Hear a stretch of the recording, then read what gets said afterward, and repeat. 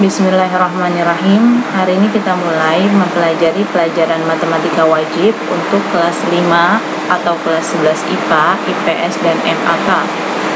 Pada pertemuan kali ini kita masuk ke bab yang kelima, yaitu pembahasan tentang matriks. Dan pada pertemuan kali ini secara khusus kita akan membahas tentang definisi dan jenis-jenis matriks. Bab 5 matriks. Kompetensi dasar atau pengetahuan dasar yang diharapkan peserta didik dikuasai setelah mempelajari bab 5, yaitu tentang matriks dari segi pengetahuan atau kognitif, yaitu menjelaskan matriks dan kesamaan matriks dengan menggunakan masalah kontekstual dan melakukan operasi pada matriks yang meliputi penjumlahan, pengurangan, perkalian skalar, perkalian, serta transpos. Dari segi psikomotorik atau keterampilan, peserta didik diharapkan dapat menyelesaikan masalah kontekstual yang berkaitan dengan matriks dan operasinya. Tujuan pembelajaran untuk bab 5 dengan materinya matriks, di sini saya menjelaskan hanya tujuan pembelajaran pada pertemuan kali ini ya. Jadi setelah mengikuti proses pembelajaran, peserta didik diharapkan dapat menjelaskan pengertian matriks, mengidentifikasi fakta pada matriks, dan kesamaan matriks dengan masalah kontekstual. Materi pokok bab 5 tentang matriks. Yang pertama, kita akan membahas tentang pengertian matriks, matriks khusus, kesamaan dua matriks, operasi pada matriks, determinan dan inverse matriks ordo 2x2, persamaan matriks, dan terakhir determinan dan inverse matriks ordo 3x3. Yang pertama kita bahas tentang definisi dari matriks. Matriks adalah sekelompok bilangan yang disusun berbentuk persegi panjang atau boleh juga disusun dalam bentuk persegi, di mana anggota yang mendatar disebut sebagai baris. Ini artinya baris nih, baris. Kemudian anggota yang menurun disebut sebagai kolom, yang semua anggotanya ini terletak di dalam suatu tanda kurung. Penulisan kurung juga ada dua jenis ya. Untuk di buku ini kita makainya kurung biasa seperti ini, dan di buku lain kadang juga kita menemukan penulisan matriks itu dengan menggunakan kurung siku, itu boleh. Nah, kemudian yang perlu kalian ketahui lagi di sini, penamaan matriks ini menggunakan huruf dalam abjad ya, dari A sampai Z boleh. Umumnya penamaannya dia menggunakan huruf kapital. Kemudian di sini dituliskan di bawah itu ordo A atau ordo dari matriks A itu sama dengan M kali N. Nah, ini akan kita pelajari di materi selanjutnya ya. Aplikasi matriks dalam kehidupan sehari-hari. Dalam kehidupan sehari-hari, matriks itu digunakan antara lain untuk menyelesaikan sistem persamaan linear, transformasi geometri, program komputer, dan jadwal siaran televisi misalnya. Salah satu penerapan matriks terlihat dalam tabel berikut.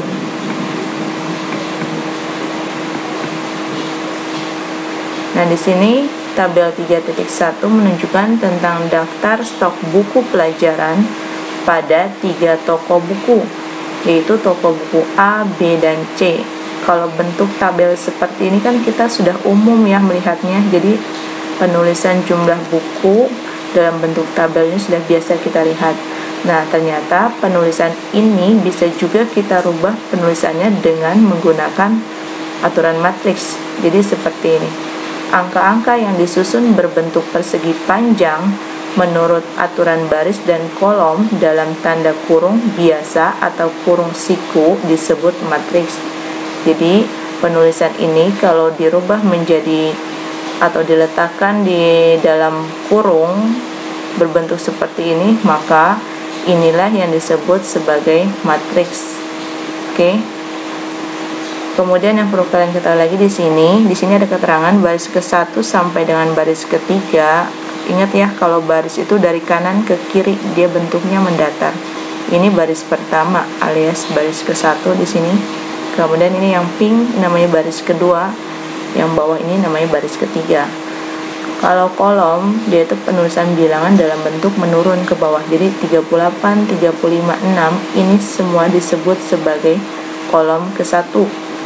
Ini kolom kedua, ini kolom ketiga, dan ini kolom keempat.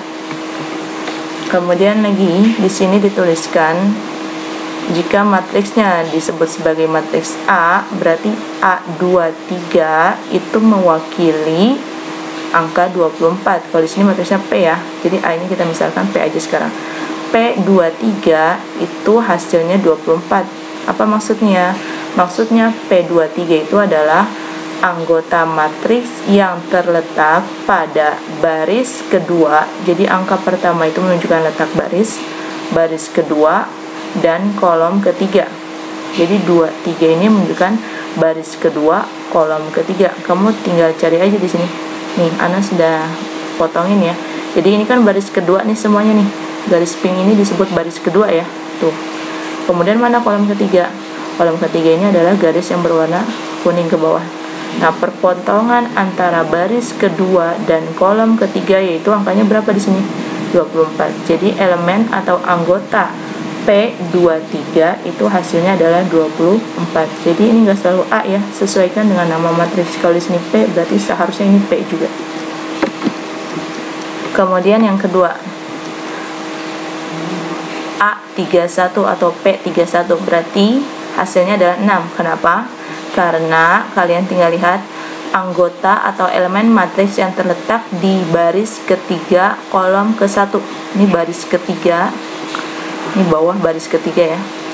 Kolom 1 mana? Ini kolom ke-1. Perpotongan antara baris ketiga dan kolom ke-1 itu angkanya adalah 6. Dan seterusnya. A14 berarti hasilnya 8. Baris ke-1 kolom ke-4. Baris ke-1 kolom ke-4. Perpotongannya adalah 8. Selanjutnya tentang ordo matriks.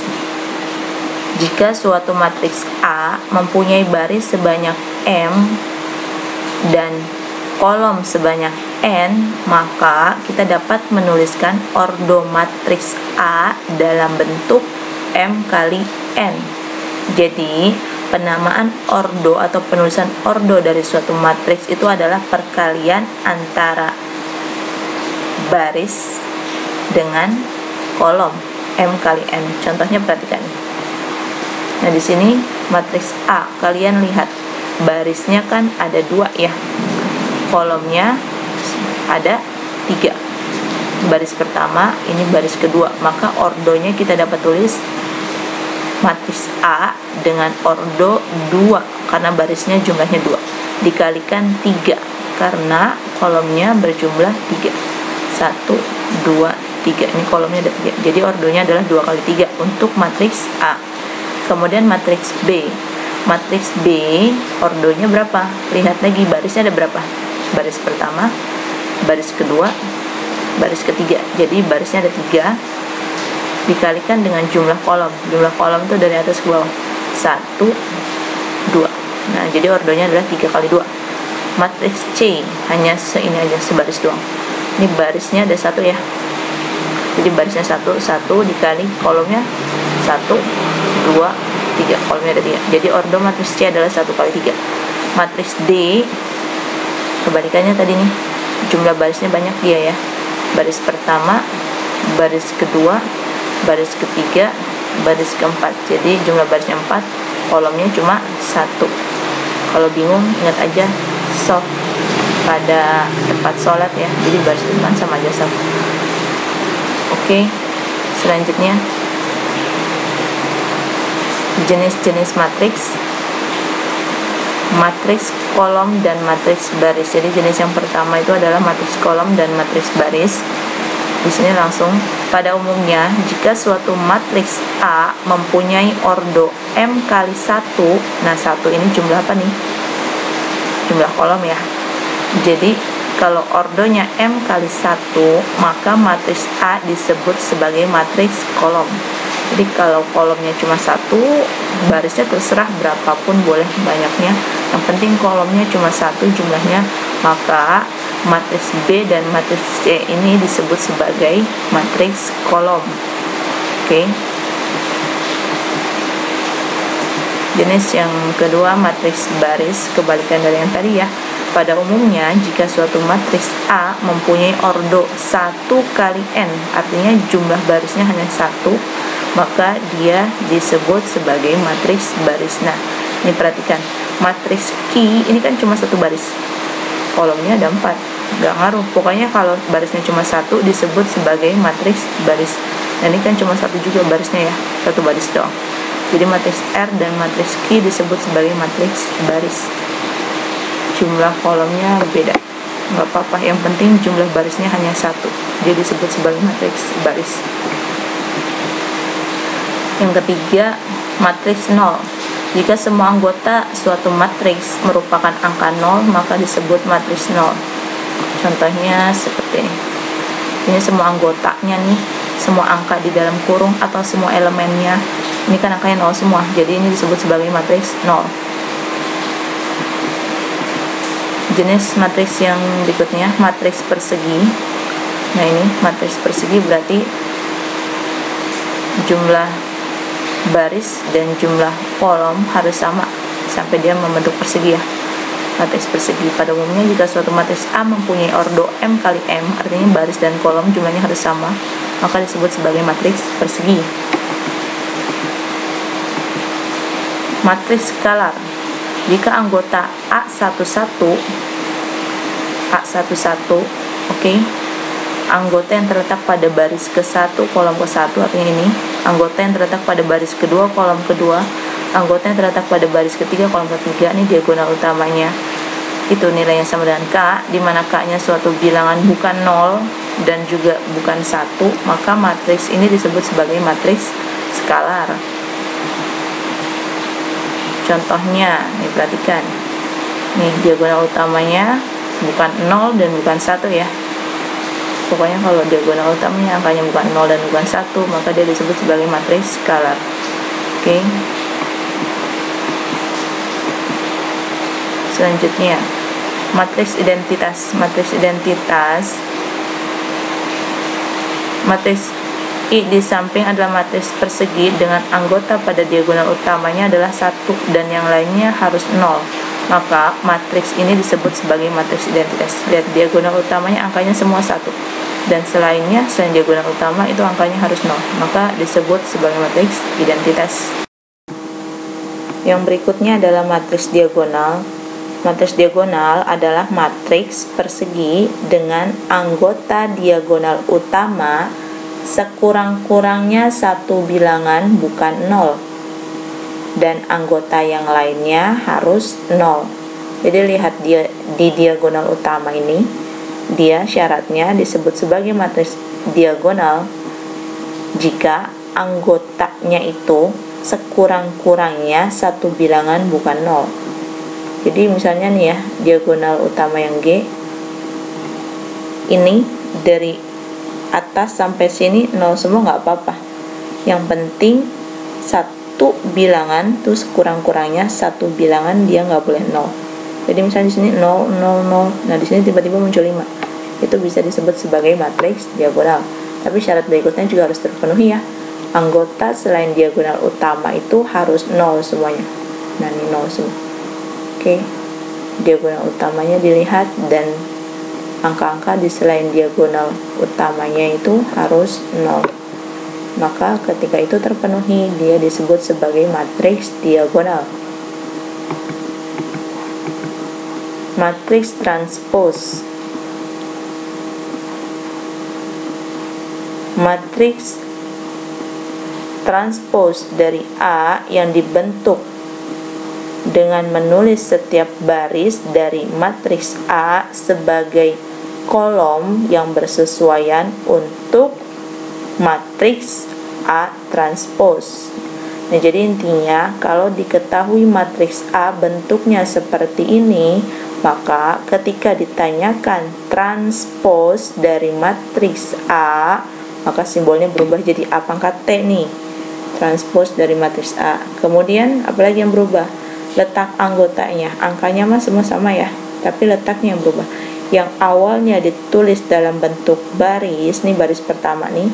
Ketika ditranspose, kalian harus putar nih baris pertama, kalian harus rubah penulisannya menjadi kolom pertama. Jadi yang awalnya mendatar, kalian rubah penulisan menjadi vertikal ke bawah, karena dia dilakukan apa nih? Transpose ya. Jadi baris kedua, kalian lagi ubah penulisannya menjadi ke bawah, jadi kolom kedua nih.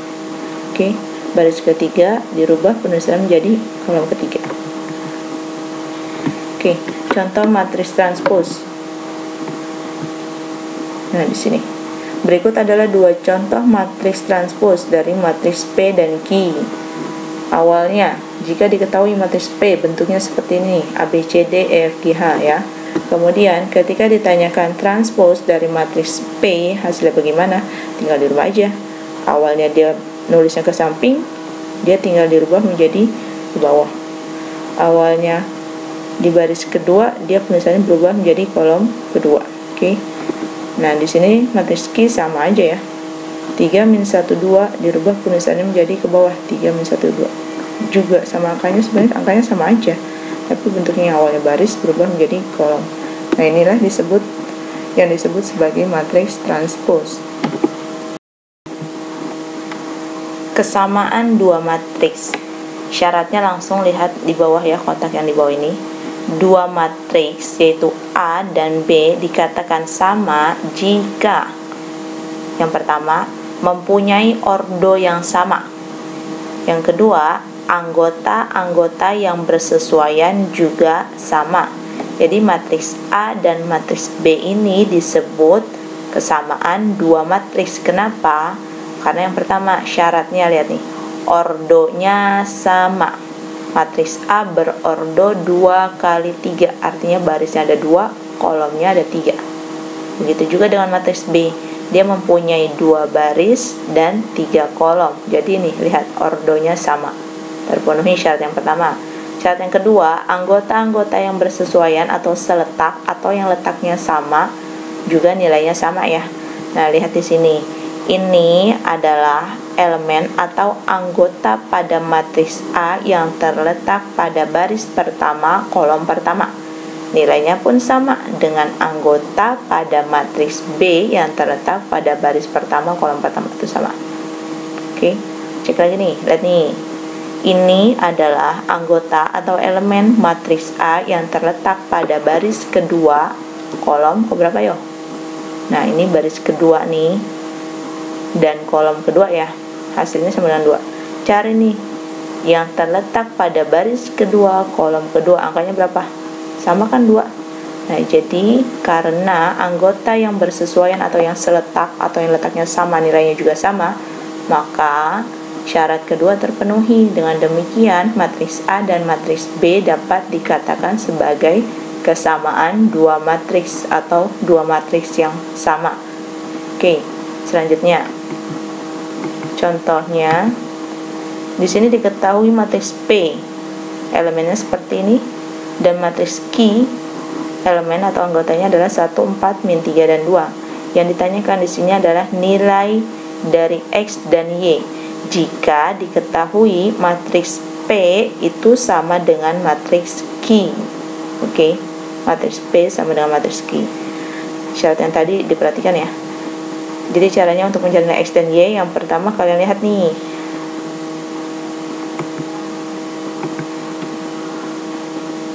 elemen atau anggota pada matriks P yang terletak pada baris pertama kolom pertama itu X plus 2Y ya.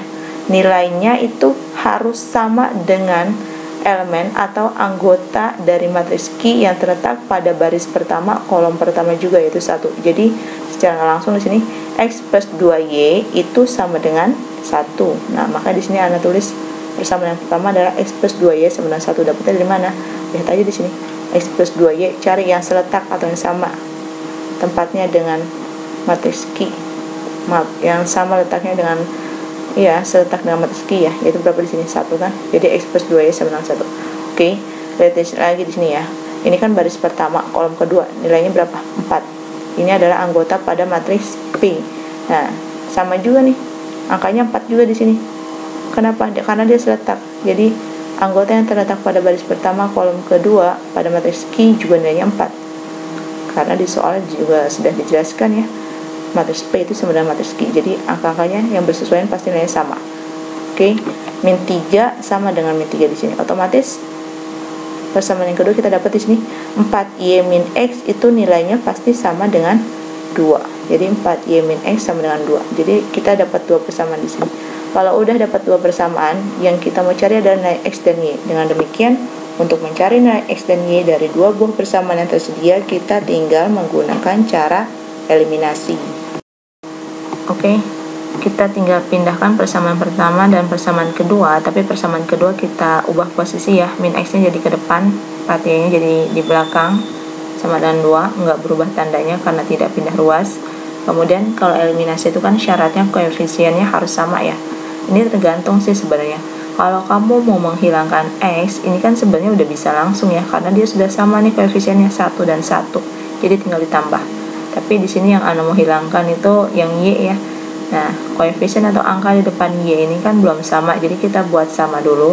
Caranya dengan mengalihkan persamaan pertama dengan angka 2 dan persamaan kedua dengan angka 1 ya. Jadi kita sama-sama buat jadi 4. Jadi 1 kali 2, 2X, 2 kali 2 hasilnya 4Y, 1 kali 2 hasilnya 2. Nah, ini cuma ditulis ulang aja. Dan X plus 4Y sama dengan 2. Kemudian kita kurangkan, kenapa? Supaya habis, supaya hilang, supaya tereliminasi Y-nya. Oke, tanda yang sama berarti harus dikurang. Jadi 2 dikurang min 1 hasilnya 3X, 2 dikurang 2 hasilnya 0. Jadi nilai X sama dengan 0/3, X sama dengan 0. Oke, selanjutnya kita substitusi nilai X yang sudah kita dapatkan yaitu 0 ke persamaan 1. Terserah mau persamaan 1 boleh, persamaan 2 juga boleh. Di sini Anda substitusinya atau gantikan nilai X-nya ke persamaan yang pertama aja ya. Kemudian X plus 2Y sama dengan 1, X nya diganti 0, 2Y yang tulis 1 yang tulis 0 tambah 2Y jadi 2Y, Y nya sama dengan 1/2. Jadi 2 nya pindah ruas jadi pembagian. Awal perkalian jadi pembagian. Jadi kita dapat nih, selesai ya. Nilai X yang kita dapatkan kesimpulannya, X nya sama dengan 0 dan Y nya sama dengan setengah. Oke. Selanjutnya, contoh yang kedua. Di sini diketahui matriks P elemennya adalah 3X dan min Y, dan matriks Q elemennya adalah 12 dan 3. Jika diketahui matriks P sama dengan Q, otomatis yang seletak ingat ya harus sama. Yang ditanyakan di sini adalah nilai dari X kuadrat ditambah Y kuadrat. Oke, jawab. Yang pertama, persamaan pertama kita dapatkan jika P sama dengan Q, matriks P sama dengan Q, maka matriks P nya yaitu 3X dan min Y sama dengan 12 dan 3. Yang seletak lihat nih, 3X otomatis nilainya sama dengan 12 dan itu persamaan pertama ya. Nah, persamaan yang kedua kita dapatkan min Y itu nilainya sama dengan 3. Nah, jadi 3X sama dengan 12. Jadi di sini kita dapatkan 3X nya dari sini 3X sama dengan 12. Jadi di sini kita dapatkan nilai X nya sama dengan 4. 12 bagi 3 ya, 4. Kemudian min Y sama dengan 3. Kita dapatkan nilai Y nya sama dengan min 3. Jadi dibagi ya, 3 dibagi min 1 hasilnya min 3. Dengan demikian X kuadrat tambah Y kuadrat sama dengan X nya 4 kuadrat ditambah Y nya min 3 dipangkatin 2, minusnya di dalam kurung ya. 4 kuadrat 16 min 3 kuadrat itu positif 9. Jadi hasilnya adalah 25.